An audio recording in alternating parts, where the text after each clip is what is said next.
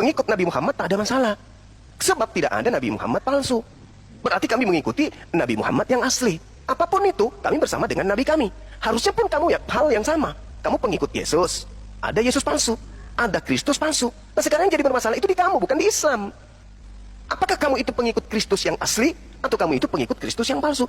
Lisanmu sendiri yang mengakui, ada Kristus palsu.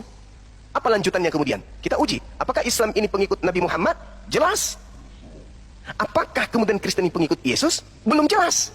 Kenapa belum jelas? Karena ada Kristus palsu, sedangkan Kristen pengikut Kristus. Berarti harus diuji. Kristus yang diikuti Kristen, itu asli atau palsu? Itu yang harus diuji tuh. Kristen pengikut Kristus, oke. Tetapi belum tentu pengikut Yesus. Karena Kristus itu masih banyak. Ada Harun Kristus, ada Saul Kristus, ada Daud Kristus, Salomo Kristus. Banyak. Yesus Kristus. Apalagi satu? Kristus palsu. Ada juga. Maka yang harus diuji bukan Islam. Yang Anda harus uji itu Anda. Apakah pengikut Yesus asli atau pengikut Yesus palsu? Kristus asli atau Kristus palsu?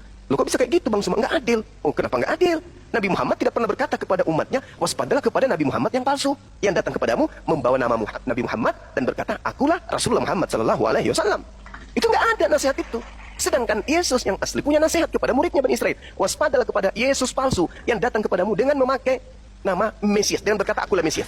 Berarti Yesus asli berkata, waspadalah kepada Yesus yang palsu, yang penyesat, yang berkata, akulah Mesias, akulah Kristus. Kami nggak ada kemudian nasihat Nabi Muhammad, waspadalah kepada penyesat yang datang memakai namaku, yaitu Nabi Muhammad, dan berkata, akulah Rasulullah Sallallahu Alaihi Wasallam. Nggak ada. Dan memang nggak ada yang datang mengaku Nabi Muhammad. Setelah Nabi Muhammad nggak ada. Tapi setelah Yesus berkata, waspadalah kepada penyesat yang datang kepadamu dengan memakai nama Yesus, dan berkata, akulah Kristus, dia akan menyesatkan banyak orang. Nah, Kristen banyak orang. Kita uji, apakah Kristen ini pengikut Kristus, Kristus yang diikuti itu asli atau yang palsu? Karena menurut Yesus ada yang palsu. Maka mari bapak-bapak pendeta, nah sini kita bahas. Kalian itu pengikut Kristus yang asli yaitu Yesus, atau kalian pengikut Yesus Kristus yang palsu yaitu penyesat? Saya Bang Suma mengajak para pendeta untuk membahas ini. Silakan.